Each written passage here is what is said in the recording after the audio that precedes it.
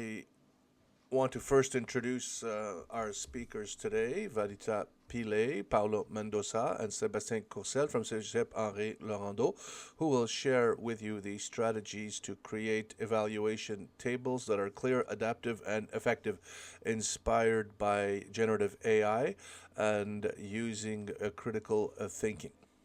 So, Vanita is a technician in pedagogy at Cégep André Laurando since 2018. She holds a position as an advisor for digital tools in the context of education. She is very active in different institutional committees to develop digital skills and help set guidelines for digital education. She is a member of the Interorder Group for Distance Training and the Working Group in Immersive Technologies for the Fédération des Cégeps.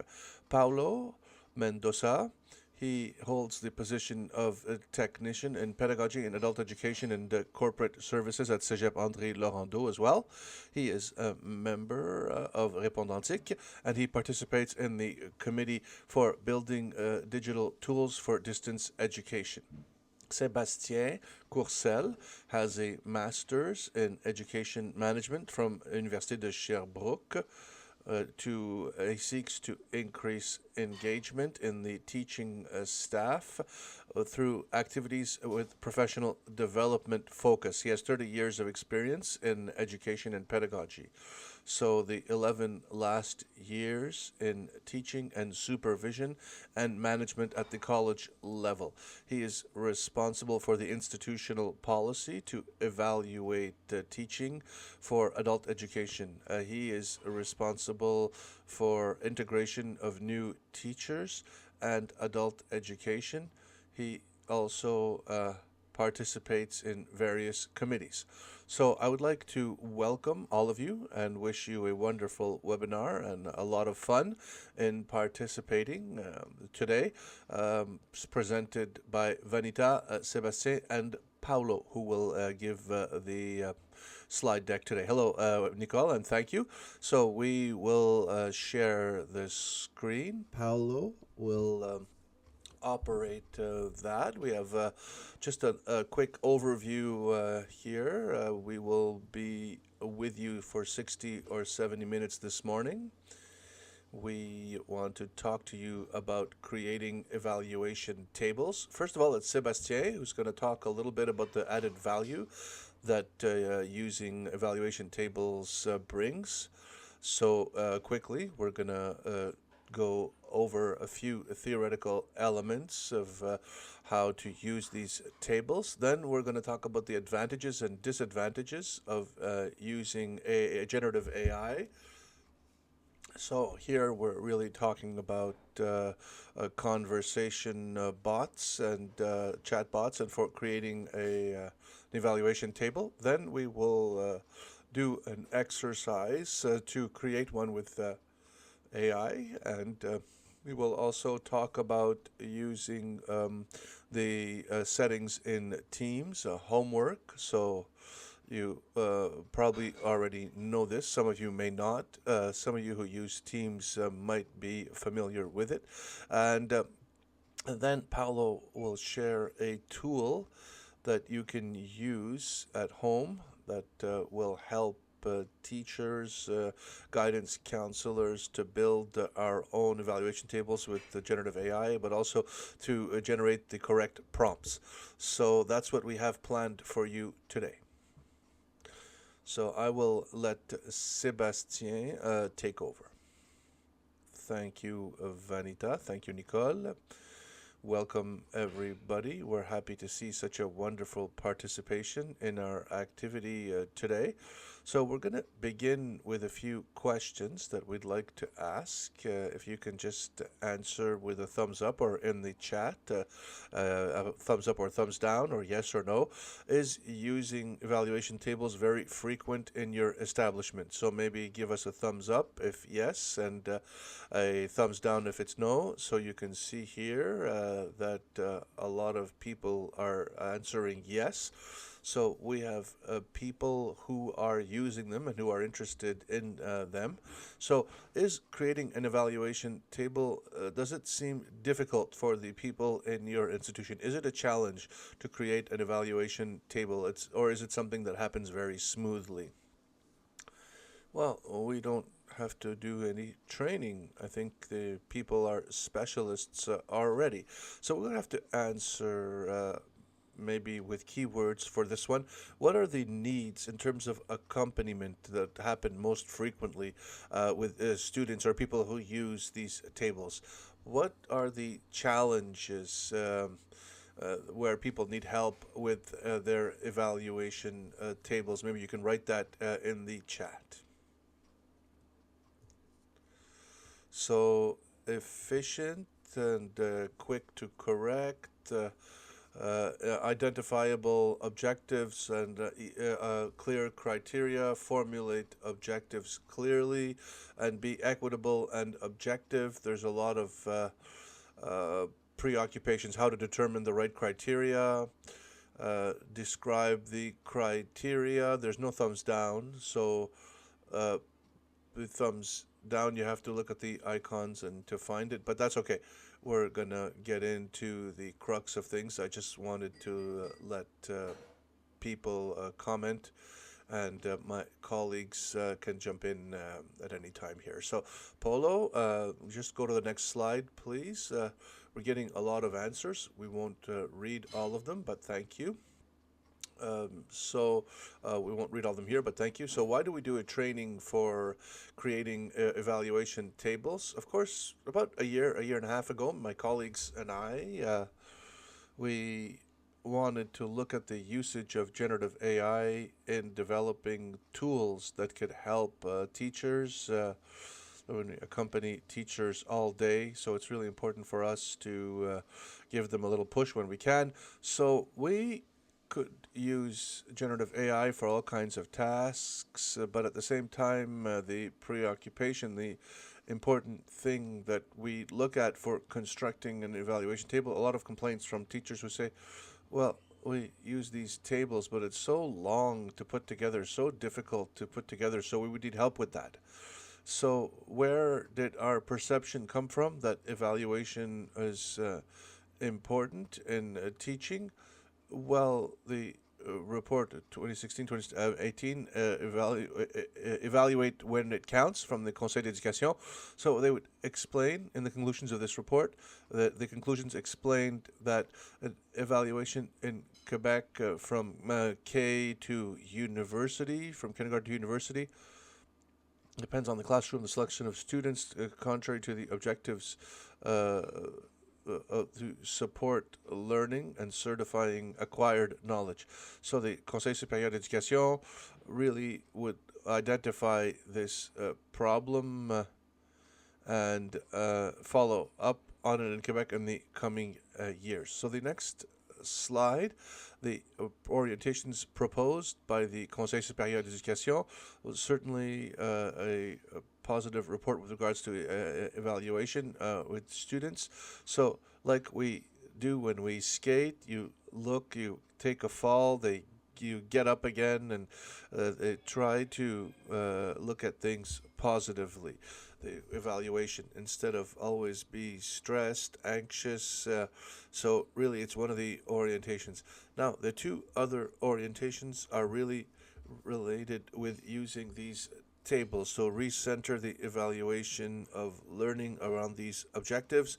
So it's really something that we can do in using an evaluation table to bring together the conditions to have an evaluation that is more in compliance with the objectives that we want to follow. So the importance of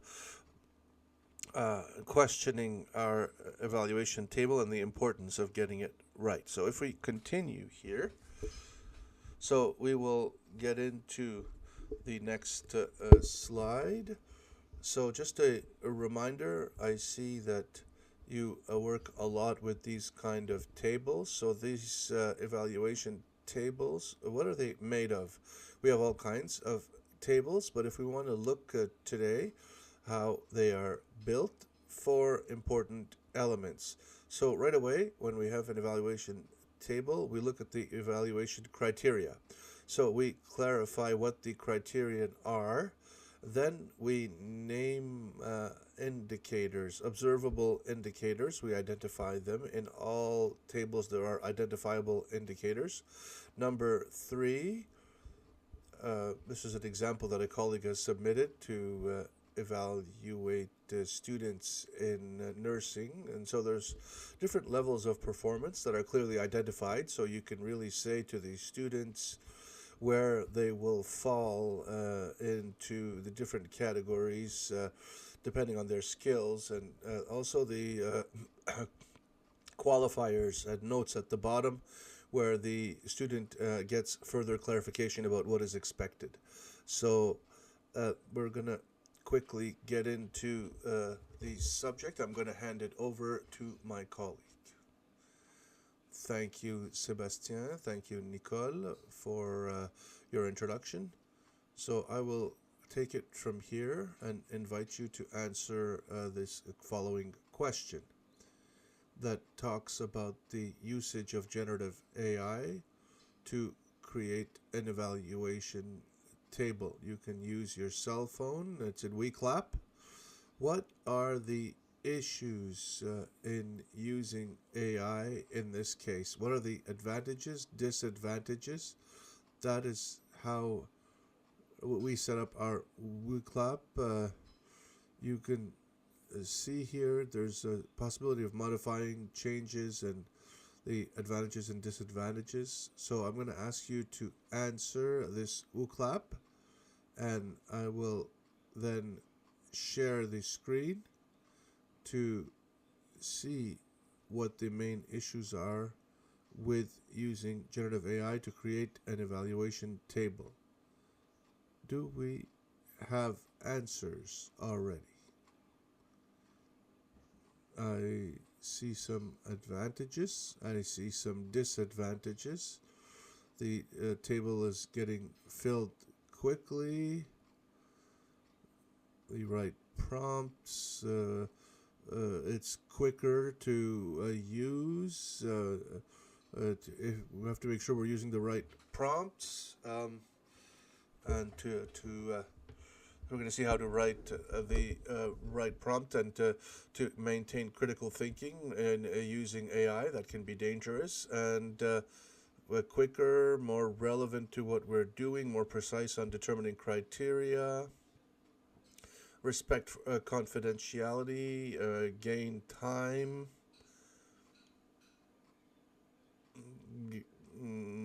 gaining saving time. That's very interesting. Efficiency. So I would like to thank you for sharing, and I will continue. I would have loved to show you the table we've built. Two of them, really, the advantage and disadvantage. One, I know we see that your answers are pretty much the same that we had already. And in terms of speed, of course, when you create an evaluation table, you need to create an evaluation table. It takes a long time. I was a teacher for a while now, and there are a lot here that were teachers at one point, and you know that this tool really requires a lot from the teacher, a lot of input, and the possibility of creating an evaluation table, a document that is very useful for evaluating students and very useful for teachers as well. So the disadvantage is sometimes the quality of the table is not optimal, meaning that the risk of mistakes by the AI will go with the quality of the results. These are two very closely related issues. The risk and of getting the right result, the result might not be optimal. So these are the disadvantages. if the best effort sometimes doesn't give good results, and sometimes we want to use AI to create an evaluation table, doesn't mean you have to accept the result. Uh, of course, we can adapt this result, adapt it to our evaluation table as we like, because AI is flexible. If we're not happy with the result, we can ask to change one thing or another, and these prompts are very important so that we can get the desired result. So I'm going to show you in a few minutes an example. We're going to do a live demo, and I would like to also show the tables that I created and tested, and I'm gonna show you how we can improve the results given by the AI, improve the material that the AI gives us. So this flexibility, this adaptability makes it very interesting.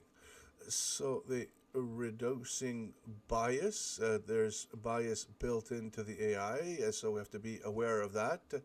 The AI would allow us to reduce the bias, cognitive bias. These are personal biases that we all have with regards to a person, an establishment, a group of students. These are personal biases. That's what we call cognitive bias, but that's in theory. That's in theory because AI would be a neutral tool, should be a neutral tool to generate documents. So, however, we know very well that we are not completely safe because AI has its own biases generated by the AI. There's already been a lot of work done on that. So we always have to find a balance because, yes, AI may allow us to feed cognitive bias, and we can be aware of that, but there's also unconscious bias with data that comes from the AI. So another advantage, it allows us to collaborate, to work together. If you don't have colleagues with whom you can work to create an evaluation table, with whom you can have exchanges, the AI can play the role of the soundboard that a colleague would play, with whom you would have discussions to create your table. Of course, it doesn't replace a human expert or a specialist. Ideally, you would want to do that. To create your table in collaboration with colleagues, other teachers, or an expert.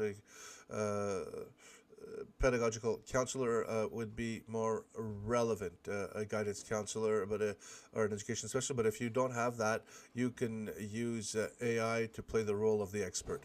The last disadvantage, there are many, of course. There are many advantages as well, but the last disadvantage is dependency. There is,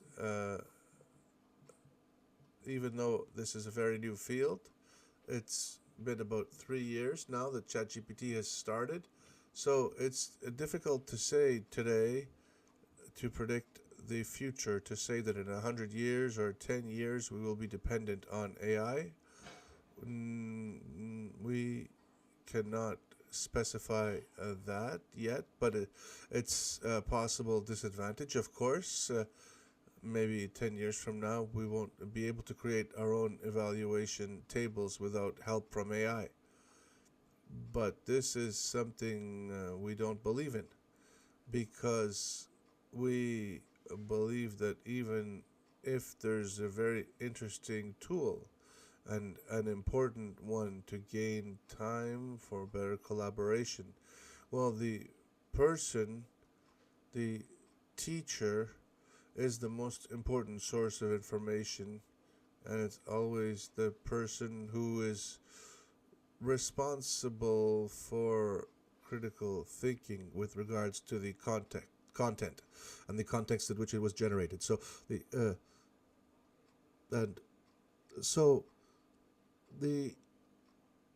if we agree that AI can help And I think, yes, we all agree that AI is useful. That's why we're here. But if we agree that AI can be useful, there's a process to follow to create the right kind of evaluation table using critical thinking and evaluating it, the process correctly. Thank you. So, when we're talking about this process here, um, process as being an iterative one, so this is something that we can review and play with. We start with a clear intention, like, for example, in all pedagogical activities that a teacher will promote these activities in their classroom. So what are the skills we want to evaluate? Are the objectives clear?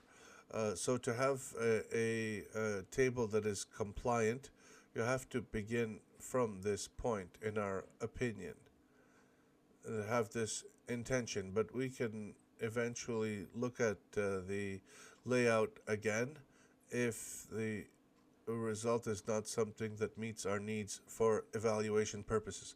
So a key part of this process is to formulate the right prompt. We will look at that together.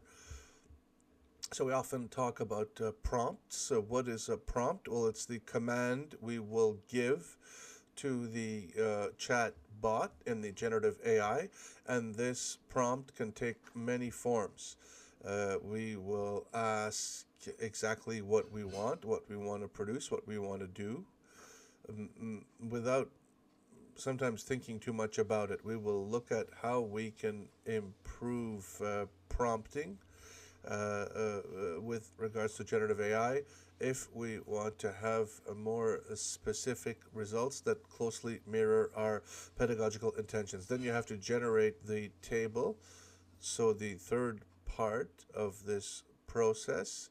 And once the table is generated, well, we have to look at the result. So in all types of activities, we will often think about and take time to evaluate ourselves. Did we do well? Did we give the answer correctly or not? Then we look at the result. Depending on our needs, we can make the table more complex or not. And we see that in the different tools and conversation bots and software, ChatGPT, Copilot, where there are already questions. So we give the first prompt and then we get the first results, and then we are asked questions. Do you want to do this, or do you want to add something? And so it's interesting that it's already suggested or proposed by the AI. But you can even come and look at a result and say, well, I was looking for something more complex. Can you maybe look at such and such a search term? And that's how we can adapt the results for it to be closer to what we're looking for. And then, of course, it's all about testing our product and the results. So we try the table. We can have it validated by a colleague, somebody who knows what we're teaching, who is using the same kind of evaluation tables, and somebody who's familiar with the subject. And then the colleague can maybe see some things we haven't seen, some things we can improve or modify the evaluation table we've created. Then we can also try it out to apply it to anterior evaluations. So if I try it out with stuff I've evaluated before, will the criteria on the table make sense and evaluate the things I want to evaluate? So that's the process that is pretty complete in our opinion. And as I was saying, you can review this as an iterative process and come back to our intentions after we have made the modifications, come back to our pedagogical intentions. So now we're going to talk about prompts. So as I said in the second part, it's important to have a good prompt. So here, often a teacher, myself, we do this in the beginning of the class. talking about AI, we would ask simple things we wanted to do. I want to create an evaluation table to evaluate the presentations of my students. So now with all the different versions that we have of AI, all the different advanced AI iterations, we usually get a lot of good results with a prompt like this that is pretty simple. It's a simple prompt, not a lot of complex elements. So if we want to get a better result, what we propose here, we have some elements to include in our prompt, components that we deem essential and others that are not. So we don't need all these elements, but for today's exercise, we're going to show you something where we really tried to, well, this content was adapted. Um, Sorry, my throat is scratchy. Sorry. This content was borrowed from our colleagues at Generative. It's a training that we had with them, and we really liked the way they built their prompts. So we adapted this into our training. In the essential components, what's important to add to our prompt is to give context. So we're talking about prior information or a specific situation, and give some context to orient better the answer. I'll give you an example, and then also it's essential to add the objectives. So what you are looking for from the AI. So the objectives of the prompt, the actions, what the artificial intelligence must do, create a table, for example. And we have here 4 optional components. They're not all necessary, depending on what you want to accomplish, of course. So as I was saying, we're going to try and include all of them to show you what we get. But we can have constraints, so limitations, rules to follow, to undertake when undertaking certain actions. We can also ask the AI to do things in many steps and give a certain sequence. The format we're looking for, presentation, landscape, the structure, could be a table, a document. Today, most of the generative AIs suggest that already. Do you want me to create a table? Do you want it Word or Excel or PDF? So these are things that are already integrated into many generative AIs. And lastly, the role, the person or the responsible entity to realize these actions. We want AI to play a certain role. We define the role to execute this task that we're giving it. So we're going to take this simple prompt and give you an example in adding all the components we just listed and show you what it would look like. So it can be longer, of course. We are asking the same thing. It's just that we've added a lot of context and components. So I'm going to read it to you and identify. Already you see the parentheses, what we've added. So as a teacher in project management, I give my role in the context. In a CEGEP, you have to create an evaluation table with a descriptive fields with specific criteria for evaluation that include indicators for each level of performance. I'm going to give you the scale I'm looking for from unsatisfactory to excellent, and we need at least 5 levels. So very specific. This is the action that I want the AI to execute. Then the presentations of your students that you will evaluate talk about resource planning.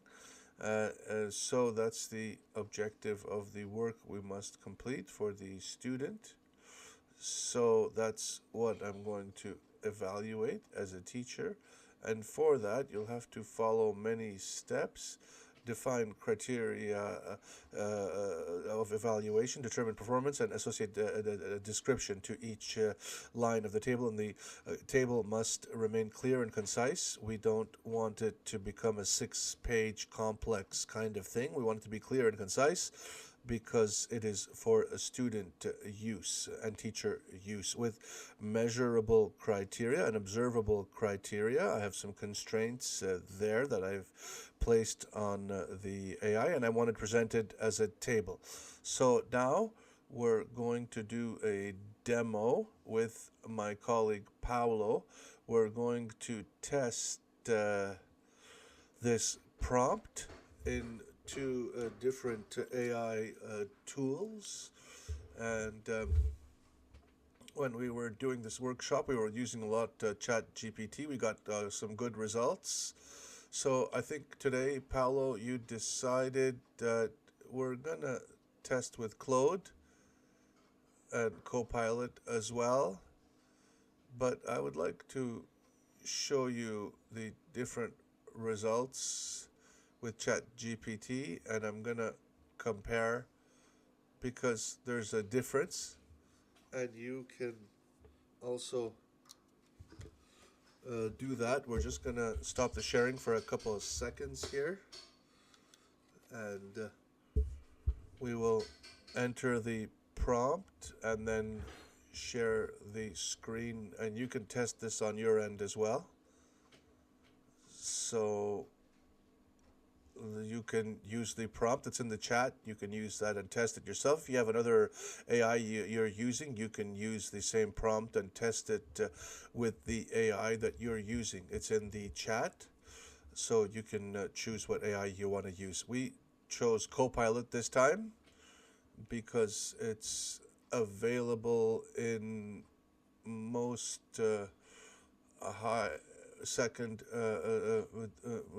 in most higher education with Claude as well. It's a bit more educational Claude. Okay, so we are testing this live with ChatGPT.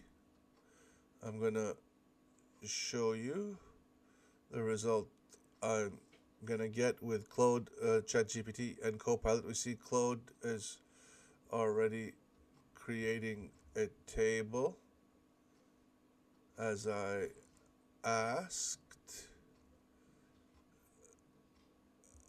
and Pilot, normally I will write. Copilot is a bit more concise, doesn't drill down as much on the criteria. And even if, well, it's interesting because even if we tell them to put 5 levels, it does not do that. It places them in ascending. Yes, what we had said, at least 5 criteria, 5 levels. And, oh, okay, they're there. Okay, but the criteria, there are 4, and you can see it's very concise, not too long, and Claude normally is a bit more complete, and you have to revise it and look at what's there, of course, as we had already said. But as Vanita was saying, more and more the AI is intelligent and proposes to create the table in Word or Excel format so that we can print and make some changes, and we don't need to ask for that. And depending on the tool you're using, this is a tool we use often to do testing. We could have used many different types of generative AI, but one thing that I thought difficult in the tests the last time when we brought this, when you import the table into Word or Excel, sometimes it's completely deformed. It takes time to format the table, and can we try to create this table in HTML? Could be interesting because normally it's easier to have this to than what we created in Word, and I'm gonna share the results. I'm not gonna do that live, but it shows some exchanges and discussions with the AI and ask the AI to modify the format and modify criteria and the I'll show you the results I've obtained. Can I ask? I have a comment that I just saw on the chat from Julie, who says that instead of asking AI to generate criteria, maybe you can add to her comment. She said maybe it's a good idea to use the performance criteria associated with the competencies that the course seeks to build. Yes, absolutely agree. In fact, the idea that we started with, and a lot of people are using these tables, they have them, but they want to improve them. They start to see that it doesn't really meet their needs as well. Of course, performance criteria that are associated with elements of competency and skill, that's ideal. If we could provide that, and some are sometimes it's the first time they generate these evaluation tables. They don't know where to start. So it's a bit of a combination of a starting point and examples for users. I saw Julie's comment, that's quite interesting, but also Jimmy, who says that ChatGPT is integrated to Copilot now. Yes. There's a button on the top right to activate the ChatGPT version. So as you see, in the table, we ask the AI to generate an HTML format, and it's much more interesting. So that's the HTML that we can download. I opened it in my laptop. I'm using it currently, but I could have opened it in Firefox. So this is the table generated by ChatGPT. That's ChatGPT. I will now present the table generated in HTML by Claude also, and it's formatted and very well done, and the last version didn't work very well. This is our version from Claude. So I want to go a bit further, because I was wondering if we could generate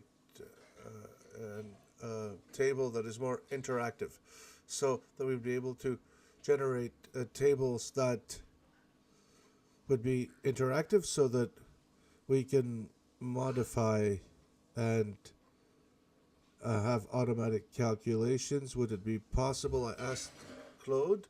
These are the results I got. It didn't work very well, but I tested it with Copilot. The results are much better. So Copilot was able to generate an interactive table with the weighting, with a column for weighting and the description as well. So you can see the description there for each criteria, and a table for the relative weight as well. It's an interactive table. The only problem is the interactivity doesn't work well. The table is interactive, but the interactivity doesn't work. The best result I got is with ChatGPT. I'm going to show you. I'm not promoting ChatGPT over others. I'm not paid to do that. But there's this result that I noticed, and I'm sharing that on the screen. So it's an interactive table with multiple students in HTML, and where the weighting is adjustable. I showing you how it works. I can add my students, click add. So there are students here, Paulo, Vanita, and Sebastien. There are three students in my table, and the Paulo got 100%, of course, for everything as usual. And I have a message here, a trick to use a unique first name and last name to make sorting easier. I can reinitialize. I can reorganize the relative weight and all the different students. And once I've sorted a third, I can sort them with different names, and I can export in CSV, and I can, of course, erase all data. So the weight here, I can modify it. So if I can change this for 15 and 25, automatically this text box here is updated. Sorry, Paolo, you're working in an AI to do this? Yes, I am doing this with ChatGPT. I asked ChatGPT to generate a table, but I changed the format. Instead of asking it to generate a table in Word, I asked him to create a table that is interactive. So I would like to be able to modify, add students, a list of students. I would like the calculations to be done automatically, all of this in HTML. And ChatGPT is the one that built that, and I asked him to do the AI to do what I wanted, and the results were possible because I discussed with ChatGPT, with artificial intelligence, and I asked to modify. Can you add a button to initialize this or that, or a button to delete or to reinitialize this or that function? So all of that was part of the conversation in obtaining the result I wanted. And if I can modify the level, you can see the indicator there. And Paolo, I don't want to interrupt you. There's just a few interesting comments. Thank you. Paolo, since the last meeting, they gave ourselves a new challenge. I hadn't seen all the dimensions of what was done with the table and the interactive table. It's very interesting. A lot of people are asking in a conversation, what criteria are you using in your prompt? So if you can give us the prompt used to get the interactive table. And I had another question as well. Oh, yes. It's true that Caroline's question, would it not be an issue that the names of the students find themselves in the AI? Yes, it could be a problem. So there may be, you can try this, Paolo, I think maybe, and export it and then put the names on after. That's a very good question. Well, in fact, we have to say that this is not exclusive to HTML. If you see that the data is local, nothing is sent online.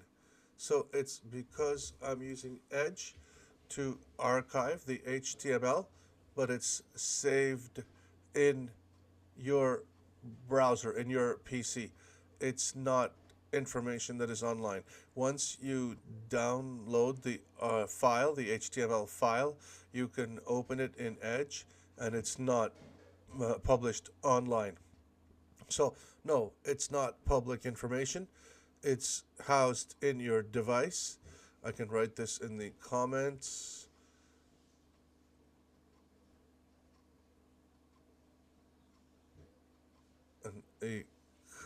And there you go.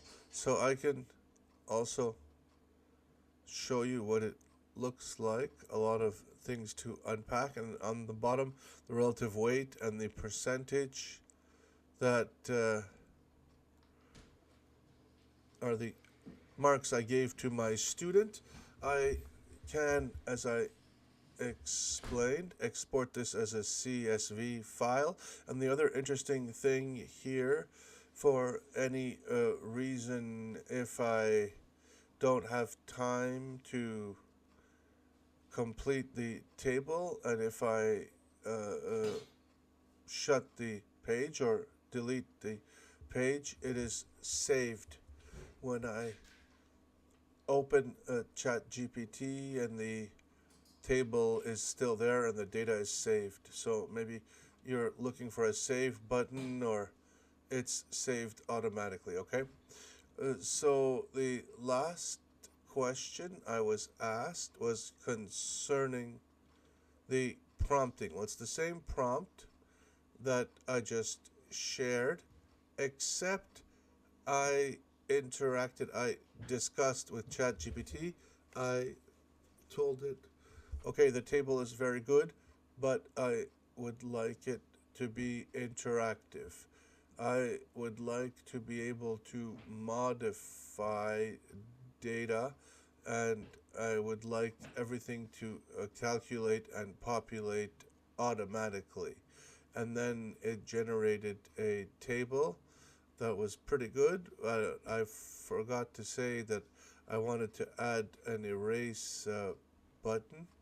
So this is the discussion between the external person, the prof, the teacher, to make sure that the table is optimal.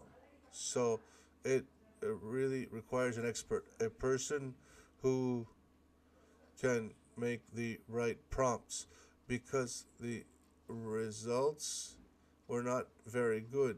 But if you discuss and have the right prompts, you can get excellent results. And I was very happy with the results I obtained with this interactive table. I'm just going to interrupt you for a few seconds because there's a lot of questions. There are a lot of questions. I said that the webinar lasted 60 minutes, but it's 90 minutes, so I think we're going to use them. So there's Anouk who's saying, first of all, Roxanne is saying, can you extract the descriptive table to use it autonomously? Can you extract the table? Can you, and I think, move it to her computer or download it? Yes. Maybe modify the indicators then after that. I didn't get that far because I was satisfied with the table, but I could have asked the AI to be able to modify the different columns. There are other people that want to make sure they understand. A lot of people are asking questions. I'm going to read the comments, and anyway, people can watch the webinar again. It will be available online. Can we save this interactive paper? Yes, you said it was possible to not use paper and have it on screen. And just one moment, the confidentiality issues now. With private and personal information, we already covered a little bit of that. Can we modify the HTML of the document once it was created? Yes, that is what I want to talk about. I haven't tried it specifically, but to modify the HTML, and once it was created, the AI was able to modify it. But myself, I didn't try. It requires some knowledge with regards to programming for this type of document. There was another question that was asked a few minutes ago by Christelle. She was saying, well, you talked about it. Did you use many platforms? For you, Paolo, you seem to be a bit more Chat GPT. So it'd be interesting to know the opinion of Vanita or Sebastien. And there's a lot of questions around the final prompt, the complete prompt. Somebody wants to see your prompt, your final prompt, Paulo. So I'm going to share. Yes, that's great. So for questions, I would ask you to go into the Q&A space on the Q&A tab. It'll be easier. Some people are doing it in the chat, and it's more difficult to manage that way. So, continue. Carry on. Now, if I'm on the bus, I hand you the. Yes, I'm sorry. I'm gonna hand it over to you now, and another generative AI that we're using Copilot. And now Teams. For those who are using that tool, for me as a technology, as a technician, I use this to help people with the homework function in Teams. And there's also the possibility of creating these different tables. We're going to go very easily and quickly here because I haven't prepared I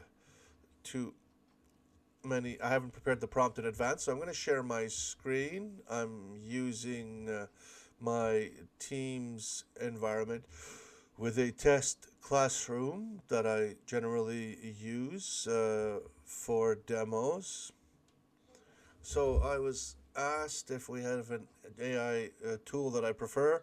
Of course, I will mostly use ChatGPT and Copilot, but I started using Gemini a bit more lately, and it's true that it has its own strengths and weaknesses. Sometimes it depends on the tasks, but to test it in different ways and different tasks, I will tell you. So I'm going to increase my screen a little bit. It might be a bit small, sorry if it's the case. So I'm in my test classroom, general channel. I will come here and capture the homework tab for those who don't know Teams as well. Others already know what this looks like. So in creating homework, a homework that is addressed to the students. So Teams has this type of activity, and so you simply have a title to the homework. It's the presentation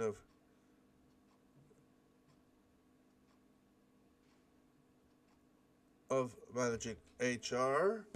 That's what the table is about. So you have all these different parameters. When the homework is due, the dates and times, and it's a test classroom. So I'm not going to give you any training on this function called homework in Teams, but there's different functionalities here. Then you will see here you can add parameters. So the theme is strange, and that's what we find in Microsoft. It's a bit counterintuitive, especially in Teams. The terms will change. Sometimes it'll be called in two different places. We refer to the same thing, but it's not the same term that is utilized. So that can become very frustrating for a user. I agree, because I've had these issues myself. So that's the default of translation in Teams, the default state of things. But this is a tool that is interesting. As you see, you find the word rubric, column, when we're talking about on parameters. But here we're talking about a table. So I can come and create a table with a generative AI, and I can choose the classroom different level, and French is the subject, the title is evaluation and presentation, and then I will have a description. I'm just going to reuse my prompt from earlier. It's not very important right now. And you can see in the next step here, in indicating certain things, because we're talking about presentation, but it will start to suggest criteria. So it could be interesting for those who already use these tables. You can put them in here. You can plug them here and play with the criteria. If I decide that I want to add all of them, I can do that. I can add others. I can come and erase the criteria. I can decide of the scale I want to measure in. I can personalize things and add different levels, or I can use the preset ones. For the interest of time here, I'm just going to use the ones that are already there, and then I can generate my table. So with a little bit of time that it takes, you can modify. I was saying earlier, can I modify? Can I download all that is possible in Teams? I can even copy. I can come and modify certain things if they're not clear. These are not terms that I usually use. For example, I can come and change them, improve them. I can decide to add certain points, and clicking on them, they will propose a different relative weight. I can come and change and play with that and the different ponderations, different relative weight to the evaluation, and I can join this to the homework. So here it is indicated that their generated content can be incorrect, so always double check. I know it's very small print here, but it's always very important to check the content, as we said many times during our training on AI. What I will do here is click join. The table is added here. What I want to do is I wanted to show you how to extract the...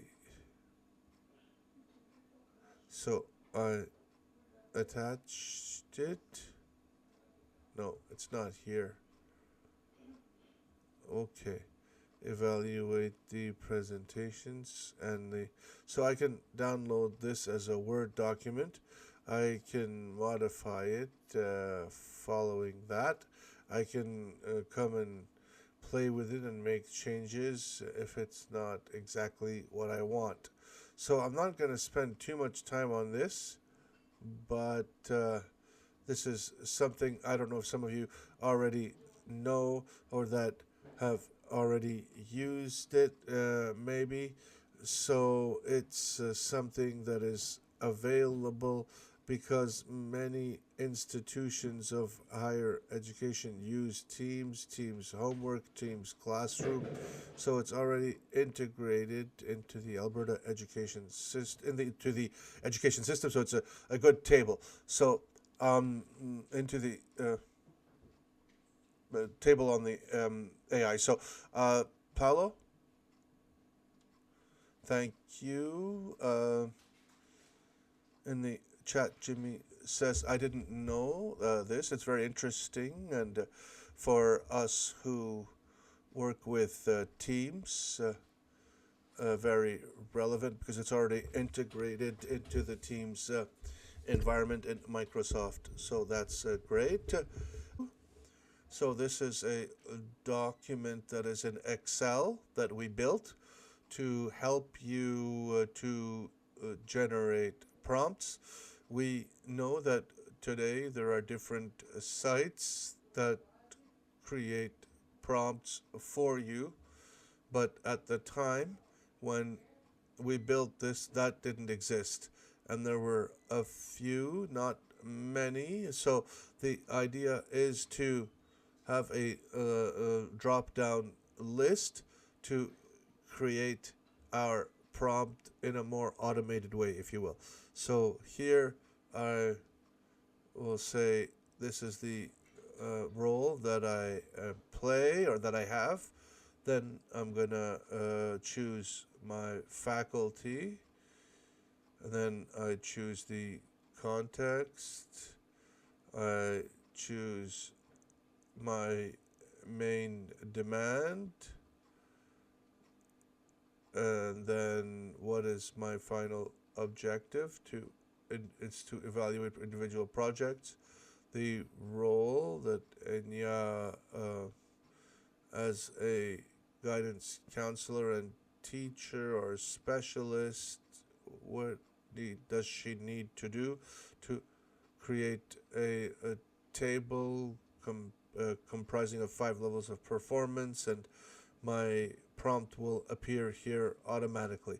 So this is the tool that we created to help our teachers to generate prompts. And if you click on the little button here, you can share it, and the lists are here, and you can modify the list and adapt the document as you wish. It's a document we created to help you, but we are sharing, of course, these tools, and I will send them to Nicole so they can be shared with you, and we hope that it'll be useful. So, Nicole? Yes, yes, we're getting a lot of questions. So, following what you presented, Vanita, is it possible that the institution, I don't know where this person works, Marjolaine, has deactivated this function in Teams, the homework function in Teams? It's a good question. It's one of the features of Teams that could be, yes, well, no, if you use Teams Classroom, it's the Classroom team, or that option is available, the homework functionality. So in Teams, there's many types of teams. Sometimes you use community of practice as the team type, and the services associated with that, so that functionality won't be available in that kind of environment. You really have to have it set as Classroom. We use it in our institution. There's a Teams group with each class, even if the teacher decides to use it or not. This is already created in our database. Then the teacher has the option of activating it or not. So this is something you can ask your IT if this is something they will allow or not. But it's a function that is specifically available in the Teams class. Marjolaine wants to talk about AI usage functionality. So you used AI in the main area of the pitch. Can it be deactivated? That's a good question. It's possible. I could get some information on my end and recontact you with that. I could get in touch with you for this answer, or you can get information from your IT service as well. So to create a homework in Teams, you have to have a classroom team set up to test it. Okay. So once adjoined to the homework, can you complete the table directly in Teams during correction? That's a good question. I think that once it is generated, you can use it because you can complete it directly in Teams. That's a good question. I don't know for sure. I believe yes. It seems that it's a yes. You can maybe take some other questions while I try to answer this one. I know it can be exported into Word, because it could be exported into Excel, or you can just use the Word document and use it. Yes, it can be in both formats. Yes, the answer is yes. Both formats, Excel and Word. Okay, perfect. There's a lot of comments. Paolo, I imagine that you will look at the comments. Yes, we can complete this directly in Teams. Somebody had answered. That's what I just saw too. Thank you. Great timing. For the Excel sheet that Paolo presented, this tool, what I like is there exists now many platforms, other software, where you can formulate these prompts, but the one we've developed is very precise and related to the college experience or context. So it understands almost everything, all the different programs, whether they be at the regular or adult education. So the role of teacher's assistant as well as teacher, a prof to develop criteria tables at the college level. You have certain elements in this tool that you will probably not find in other tools who are not very aware of our reality. So that's an important point.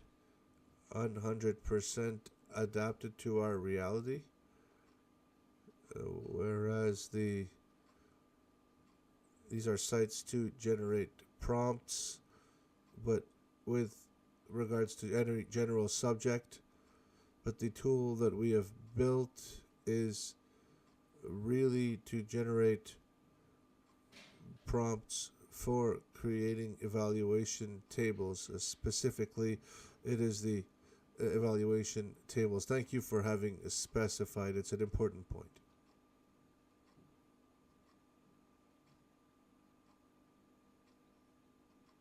Is it okay? Are we good? Are there things I didn't answer? I don't think so. Do you have anything to add, dear speakers? Well, it's the fourth time. I think it's the fourth time that we give this workshop in about a year, this presentation, and it's always very enriching, always very interesting. Of course, we have adapted each time with the changes in AI because it evolves much faster than we do. So, and we always enjoy the experience and the being able to share this with you. So, thank you for your questions today. Thank you for your suggestions and your comments. Great experience. Yes, thank you. As Vente was saying, we're the fourth or fifth time we do this, so every time we make some changes, and I think that what we've presented today, we could not have presented it the first iteration of it because the AI has evolved a lot and continues to evolve at breakneck speed. For example, the interactive table was not possible not long ago, but currently you can do that, and it's possible now in 2 years. I don't know what will be possible. I don't dare to imagine. So thank you, Nicole. Thank you. It was very interesting.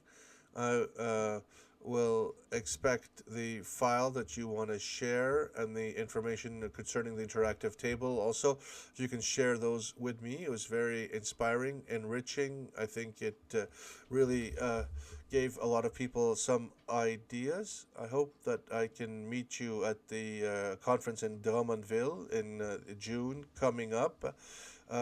Also have my colleagues, the participants, if you're interested, next week is another webinar on nutrition, and at L'Épicerie, the show last week, one of the speakers was talking about nutrition for students, so it's a bit of a different subject, but very interesting nonetheless. So you're very inspiring. You've inspired us today. We will see you soon. Thank you again to all the participants. Goodbye, everybody.